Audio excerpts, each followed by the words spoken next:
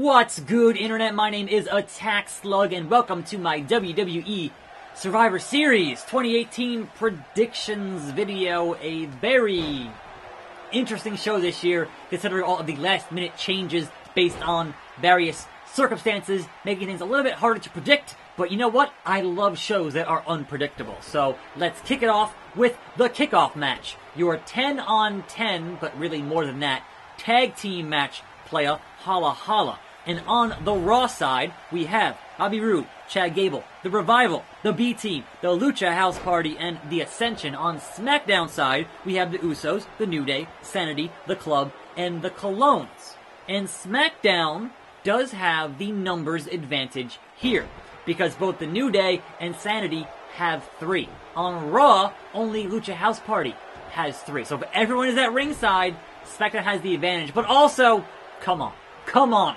SmackDown has some of the best tag teams in the divisions on either brand, on any brand today, which is the Usos and the New Day. They've got it locked down.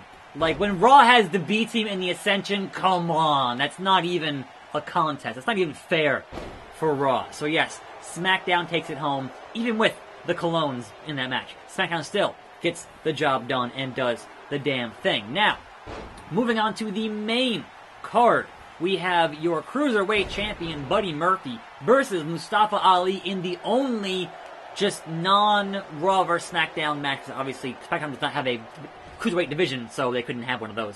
Anyway, but I see no reason to take the belt off of the best-kept secret in the WWE, Buddy Murphy, so he retains that belt in what I'm sure might actually steal the show if they give it enough time, which they kind of normally don't. But hey, at least it's not on the kickoff show, so I guess that's thank goodness for small favors, Suplex City.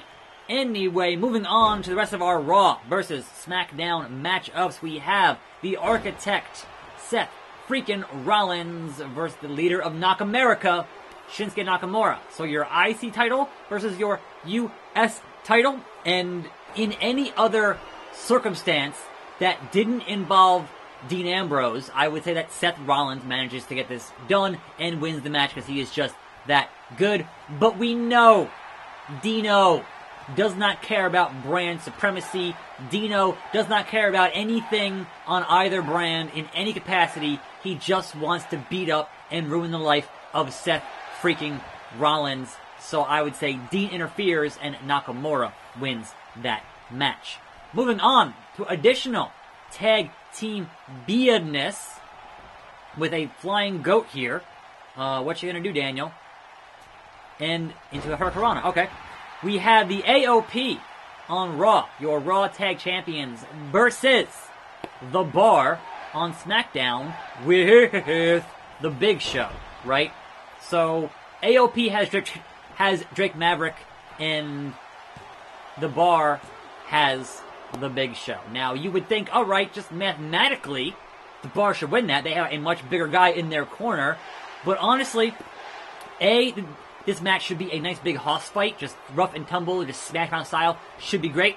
But B, AOP needs this win more than The Bar does. Sheamus and Cesaro are so established at this point, whereas AOP kind of just won those tag belts that kind of haven't really done much of defenses just yet. I think AOP definitely should get the win here because it's way more important for them to establish themselves as a dominant force on any brand. That being said, we move on to your Women's Champions, which this match has one of the biggest changes on this show. It is your Raw Women's Champion Ronda Rousey versus not a champion, Charlotte Flair, in a match that was originally rumored to be a WrestleMania match, which at this point is not going to be. It's going to be Ronda and Becky at Mania, most likely, right? So I think even though the match changed, I don't think the result has changed. Either they were going to have a messed up screwjob finish here originally, or Ronda just straight up wins this match, because I would assume she would have won versus Becky even before Becky got super, super hot, right? So there's that. But definitely I would say Ronda Rousey going over Charlotte, who isn't even a champion at this point. So that would be my call on that one. But hey, it should be a hell of a match. Here's hoping. Fingers crossed on that bit of business. But Brock here running roughshod after the early offense there of Daniel Bryan Can he get it done? No, he cannot. Which obviously brings us to this match. Your new WWE Champion as of Tuesday, Daniel Bryan, who is now a heel, fighting the Beast Incarnate, Universal Champion, reigning, defending, etc., etc., etc., Brock Lesnar, also a heel. And I'm like, alright, so you're booking this heel versus heel match. There are ways to work a match where Daniel works the match super heel, and Brock ends up getting cheered for doing face things because he's Brock Lesnar. He's kind of always in the middle anyway, but that's besides the point. The point is that Brock is in UFC mode, which means Brock does not want to take bumps. Look at Crown Jewel. Brock does not want to bump. Brock is getting ready to get into UFC and make that big money fighting for reals and not scripted.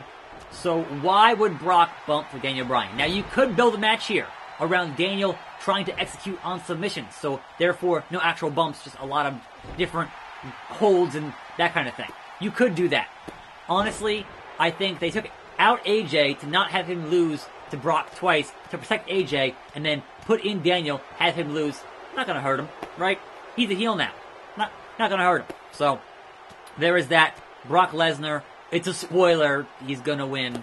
I would say 98%. Oh, good God, just busting open Randy Orton style. In the face. Jeez, Brock.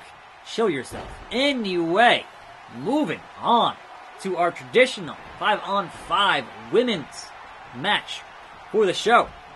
On Raw, we have Mickie James, we have Nia Jax, we have Tamina, we have Ruby Riott, and we have Natalya.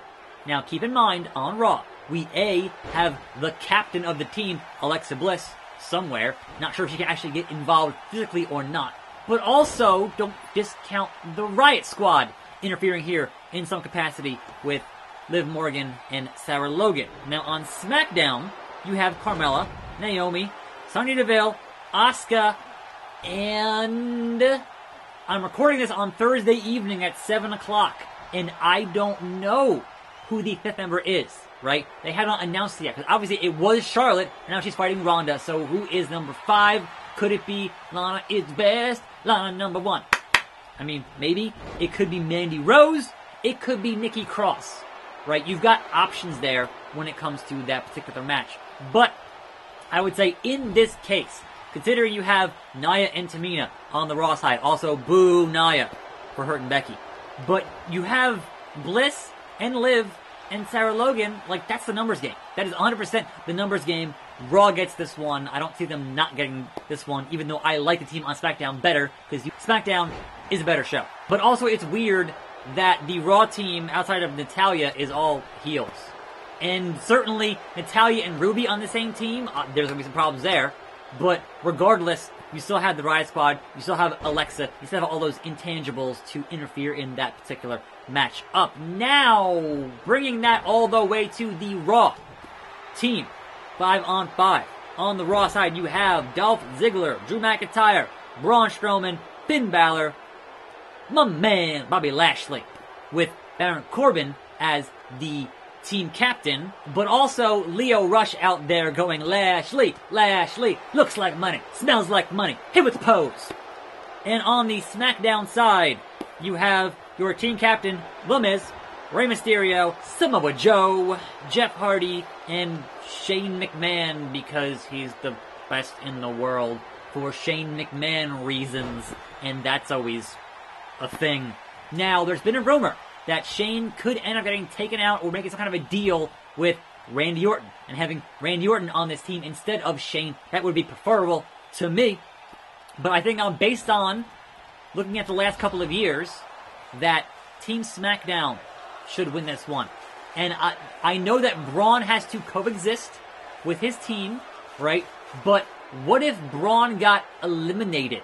And at that point, he's not in the match anymore, and therefore he doesn't have to care about coexisting. And then once he loses, runs roughshod, right? That is a possibility. I think even though you've got obviously having McIntyre and Braun and Lashley on that team, 3 absolute powerhouses, I think SmackDown still finds a way to get it done, whether it be Randy Orton getting involved somehow. I mean, obviously, Randy and Ray having their own issues, right? Also, we're gonna have this whole show and not have AJ Styles involved in some way, or perhaps AJ will get involved during this match with Brock and Bryan. It's possible. I foresee shenanigans happening in many matches here, as they normally do, because it's sports entertainment. Emphasis on the entertainment. Anyway, that's my predictions. Honestly, this show, like on paper, looks alright. It might end up being terrible, but on paper, the matchups, like, they could be fun matches. And I'm looking forward to those, hoping it ends up being a quality show for wrestling content. Story stuff, who knows. But hopefully, good wrestling content on this show. And then, it's always the hardest show of the year to call, predictions-wise, because they're not in ongoing stories. It's the one time a year. Raw and SmackDown, go head to head. There's nothing past this, look past this for these guys, right? So, there is that. But, enough rambling. I'm Attack Slug.